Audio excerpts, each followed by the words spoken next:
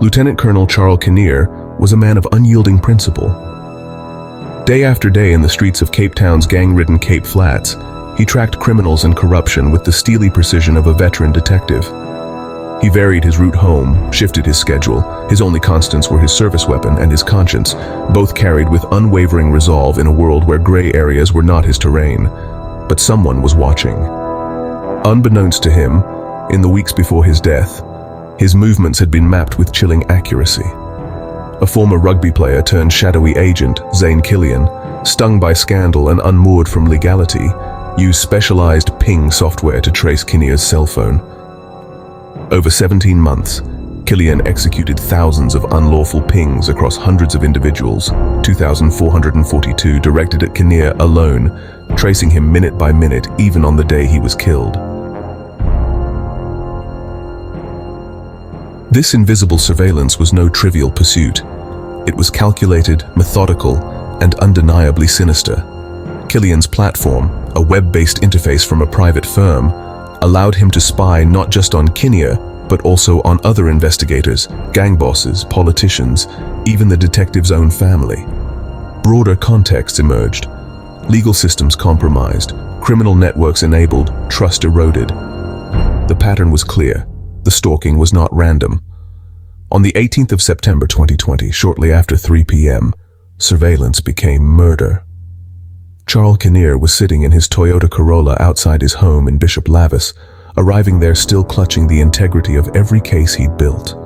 A lone, hooded assailant cut through the mundane afternoon, stepping from the shadows and firing repeatedly at point-blank range. Kinnear died instantly behind the wheel, his gun lying futile in the car. The killing was caught on CCTV, merciless, silent, final. In the immediate aftermath, the police, shaken and searching, arrested Zane Killian. Faces at the crime scene blurred. A question loomed. Who ordered the hit? Kinnear had been investigating Nafiz Modak, suspected kingpin, an alleged orchestrator of a corrupt network that spanned criminal syndicates and police protocols. The motives were buried in the tangled underbelly of guns for gangs, internal sabotage, and covert nepotism. In the quiet stillness that followed, echoes of unanswered whispers hovered. Why had the protective detail, even after an earlier grenade attack attempt, been withdrawn? Was the unit responsible for his safety compromised from within? Charl's own affidavit, months earlier, had named a rogue unit in crime intelligence. Had his exposure triggered the removal of security meant to shield him? His widow, Nicolette, would later ask in anguish, were the people entrusted with his protection the very architects of his demise?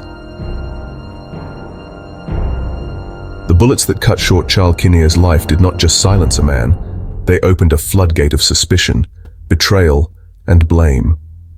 The days after his assassination revealed a justice system staggering under its own contradictions. Instead of clarity, there was confusion. Instead of swift accountability, there was theater. At the center stood Zane Killian, the ex-rugby player turned surveillance specialist. Also arrested, he was cast as the man who had tracked Kinnear's every move through illegal cell phone pings. In the public's eyes, Killian became the face of the crime, the digital stalker who made the gunman's job possible. But his defense told a different story. He claimed he was merely following orders, subcontracted by clients he thought were legitimate investigators. Each ping, he insisted, was an administrative task, not part of a murder conspiracy. Yet the sheer scale of the surveillance 2,442 pings targeting Kinnear alone shattered that argument. The evidence suggested obsession, orchestration, and intent. Still, the question remained, who stood above Killian? The focus quickly turned toward Nafiz Modak, an alleged Cape Town underworld figure Kinnear had been investigating for years. Modak's name surfaced again and again, his reputation painted with accusations of extortion, racketeering, and gun running. In court, prosecutors argued that Modak wanted Kinnear gone because the detective's investigations threatened to dismantle his empire. But Modak fought back. When brought before the court in 2021, he spun an extraordinary tale. He claimed he was the victim of a setup. In his narrative, he was plotting not to kill Kinnear, but to expose him as corrupt, part of a broader attempt to discredit both Kinnear and former Major General Jeremy Veery. Modak insisted his actions were about proving police malfeasance, not silencing a detective. The claim rang hollow, yet it created enough doubt to muddy the waters. Painting a picture of an alleged police witch hunt against him and the alleged collusion of police with his business rivals, Modak began testifying about his various arrests on extortion and firearm-related charges. He also explained to the court how he became involved in the takeover of nightclub security in Cape Town in 2017. My lord, a few club owners, which is Mavericks and a few other owners, my lord, they were complaining to me previously, my lord, plus minus a month or 2 months before, regarding security, my lord, which was then in control from Mark Liffman, my lord. They complained about Mark Liffman, my lord, that his drugs been sold in the clubs and they had no say, well, they had no choice but to let these guys allow them to sell drugs in the clubs, my lord. The same day of the auction, my lord, I then went to Cape Town with a few security guys, my lord, to take over the security, my lord. Because the reason for that, my lord, is he tried to intimidate me by the auction to steal my properties, my lord. And that's what they done to all the people in the Cape Town area, my lord. Shooters, my lord, who just caught by TSG in Camps Bay at Caprice.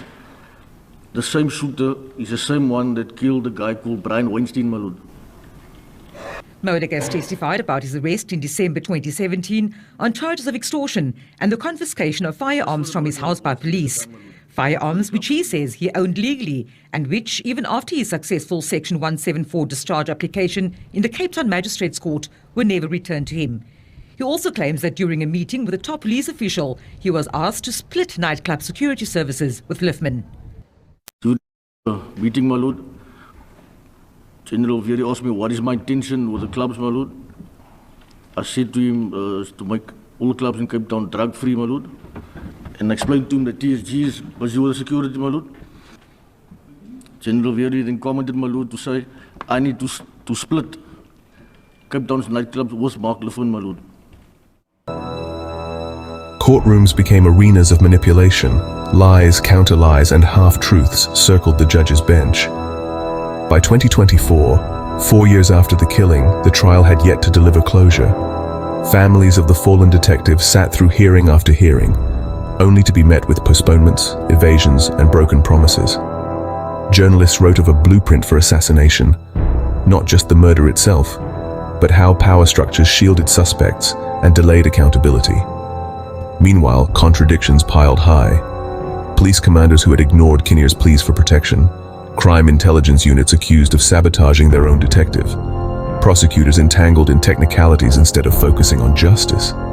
It seemed as if Kinnear himself had predicted this mess.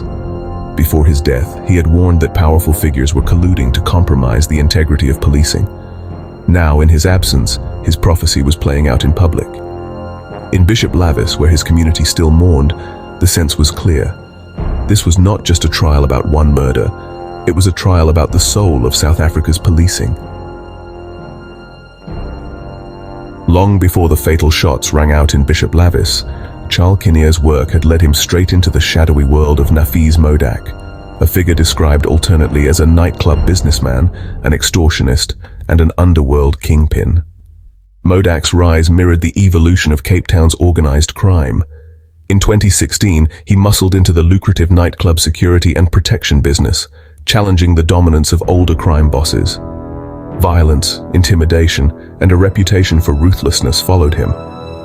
By the time Kinnear began scrutinizing him, Modak was already linked to extortion rackets, gun running, and police corruption. He was more than a gangster. He was a network.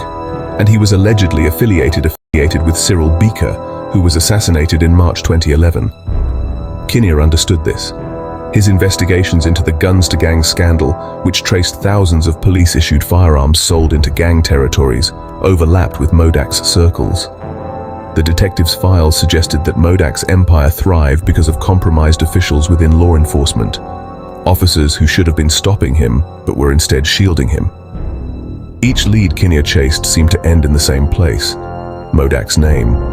It was no coincidence, prosecutors later argued, that Modak's arrest in 2021 was linked to Kinnear's murder.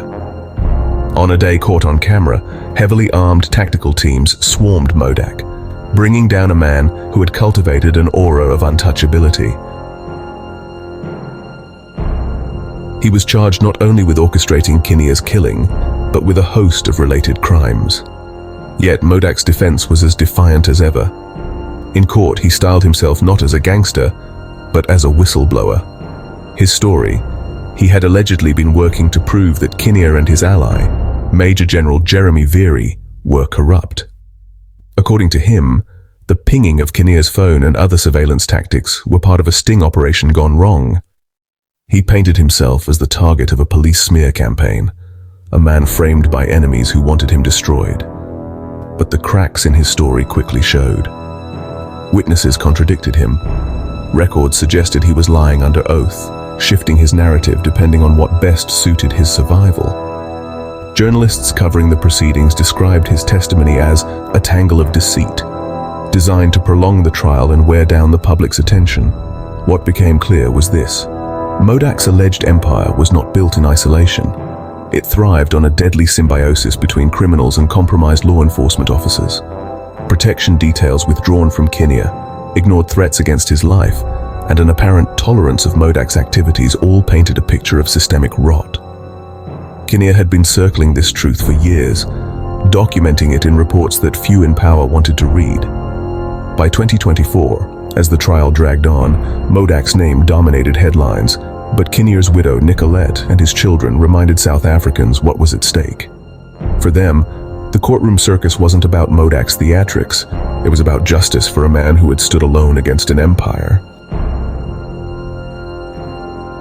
The assassination of Charl Kinnear silenced a voice that warned of a looming crisis in South Africa's policing.